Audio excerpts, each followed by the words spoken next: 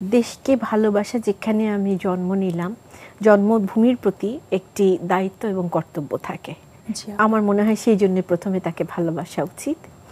আমরা যদি নবী সাল্লাল্লাহু আলাইহি ওয়াসাল্লামের জীবনের দিকে তাকাই, উনি যখন মক্কা বিজয় করেছেন, উনি অত্যন্ত নমনীয় কমনীয় হয়ে উনি মক্কায় ঢুকেছিলেন এবং সবাইকে উনি মাফ করে দিয়েছিলেন এবং উনি মক্কার মাটিকে ভালোবাসা প্রদর্শন করেছেন।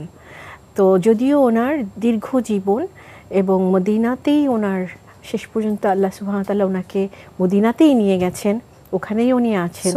তো এখন মক্কার প্রতি তার যে টান সেটি কিন্তু আমরা খুব ভালো করে ওনার জীবনী পড়লে আমরা যদি ইতিহাসের দিকে তাকাই তাহলে বুঝতে পারবো।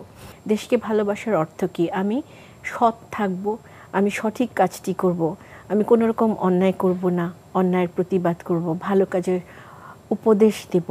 এটি তো আসলে ভালোবাসা। কারণ আমি যাকে যেই মানুষটিকে ভালোবাসি তাকে যেমন আমি সবসময় চাইবো তিনি জান্নাতের দিকে এগিয়ে যান, তিনি জাহান্নামের দিকে না যান।